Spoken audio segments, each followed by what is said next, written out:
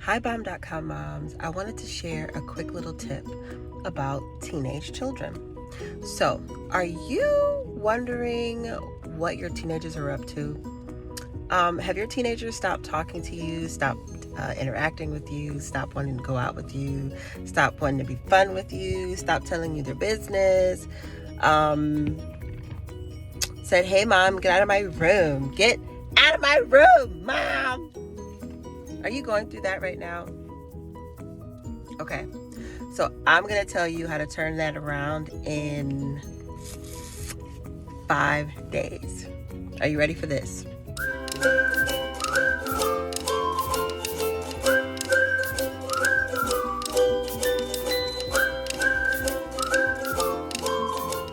Number one, when your child comes to tell you absolutely anything, only listen. I don't care what it is. I don't care if it's the dumbest thing you've ever heard in your life.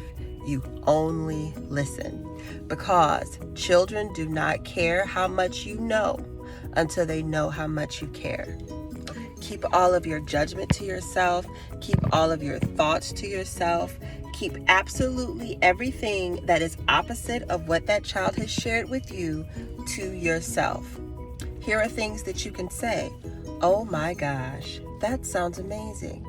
That's such a great idea, Chad. Oh my goodness, Brenda. Yeah, I never thought about it like that. And now that I have thought about it, Bomb. Oh wow, Timothy, when did I have a genius for a son? Clearly when I had you, Timothy. Those are the things that you say to your children. Now, do not panic, because if they do come to you with something completely crazy, 9 times out of 10, they are never going to follow through with it. Do not hold me to that, but 9 times out of 10, they really aren't going to follow through with it.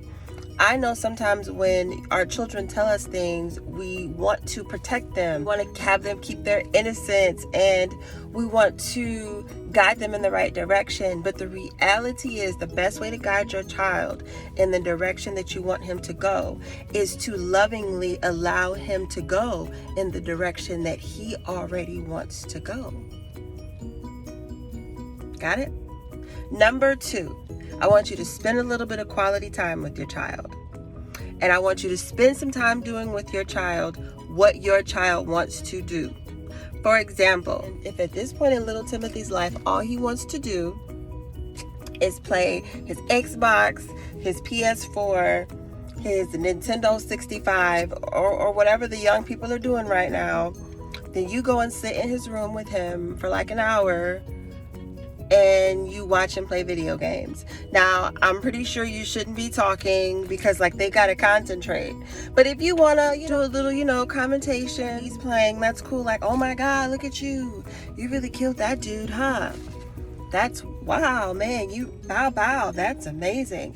A little that's it though. Like, don't go asking him about the storyline. Don't go interrupting him, because he's really engaged with what he's doing. So let him do what he's doing.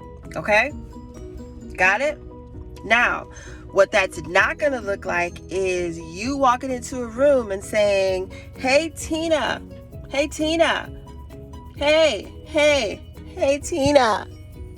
I'm about to bake a cake. Do you want to bake a cake with me? And Tina don't like baking cakes.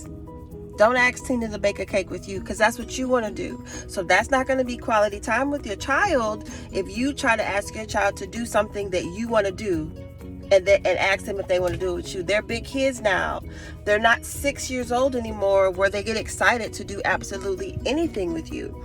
At this age and at this stage in their lives, they have fully figured out exactly who they are. So at this stage, what our job is to do is to align with that.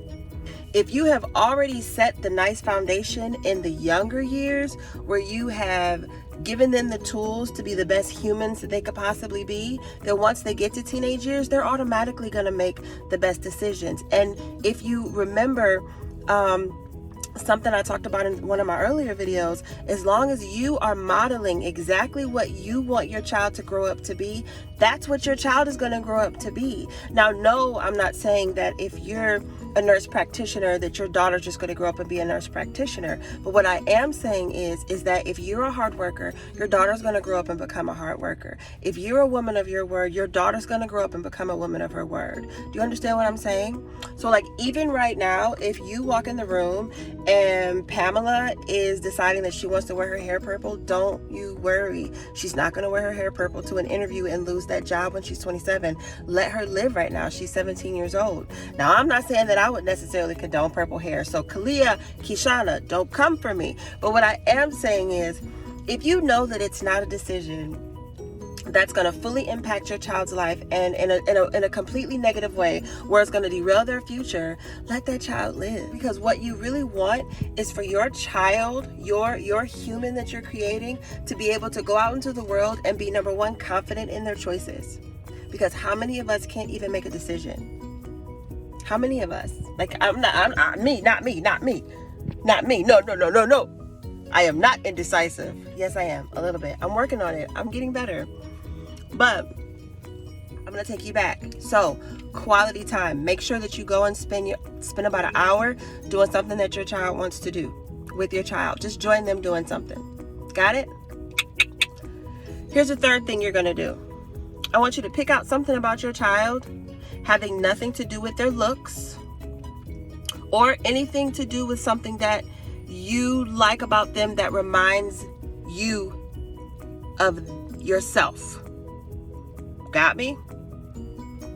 I want you to walk up to your child and give them a full compliment based on who they are as a person. For example, if you know that your daughter is very organized, walk up to her and say, you know what, Kathy, I really like how organized you are. I really like how you have set up your bedroom. I like these shelves. This is nice. How did you come up with this idea? And then get quiet. They might look at you crazy, especially if this is something brand new.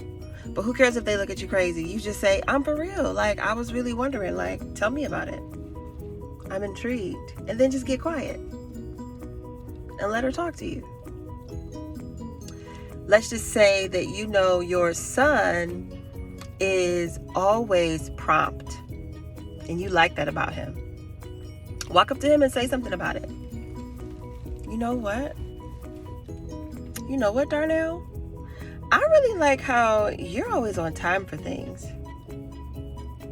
That's really dope. Just a compliment, right? That's number 3. Here's number 4. Invite them out on a date. Yep. Invite them out to grab something to eat really quickly. Something simple, just a couple hours, where you guys can sit down and talk. Invite them out to a movie, maybe. Invite them out to a play. You can do a play. Invite them out to do anything, but just something fun that you and your child would enjoy. Okay? Now, number 5. You ready for this? This one is probably going to be the best one. Ask your child questions about him or herself. That's it. Just walk up to him and say, Hey Stanley, what's up? Hey Stanley, what's up? You know, I was wondering, what do you think you want to do after high school? And then just shh. Don't make no faces. Don't interrupt. Don't put your 2 cents in. Don't say, oh, but I think you should be an orthodontist. Don't say, oh, but your father's a doctor. Don't say, but fuck the popo. We ain't about to be no popo in my motherfucking house. Don't say anything. None of your judgments, none of your thoughts. Shh. Don't make no faces either, because my face be telling on me, so I know y'all face is telling on y'all. And just say, wow, that's cool. I never thought about that. I never knew that. Or if you knew it, be like, oh, that's dope. In 5 days,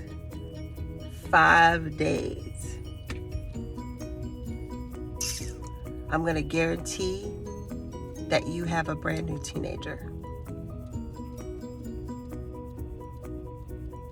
I'm going to guarantee it. Almost. I can't guarantee you. I don't know your baby. But if at first you don't succeed, try and try again. So even if within 5 days that does not work, do another cycle of 5 days. Because it depends on where your child is. If your child is really, really sad,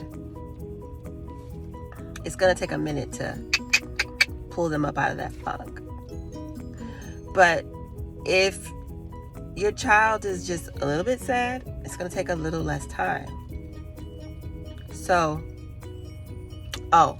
because I just want to let you guys know, at the core of your child not talking to you, it's just a little bit of sadness.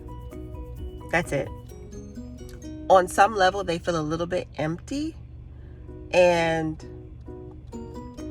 that's why they feel like they can't connect with you.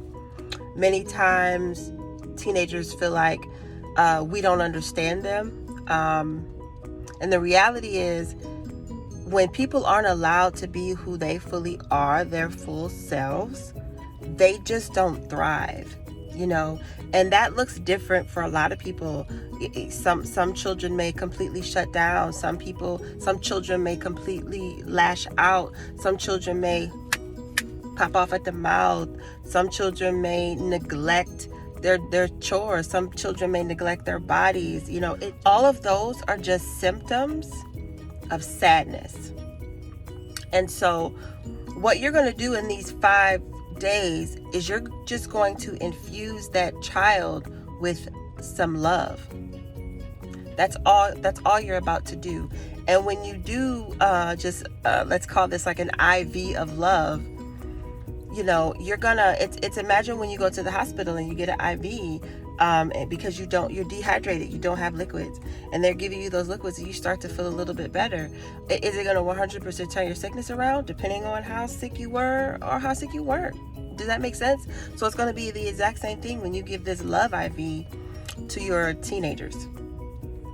So I really hope this helps. If this helps, let me know down in the comments. If you liked it, give me a thumbs up. And until next time, peace and love.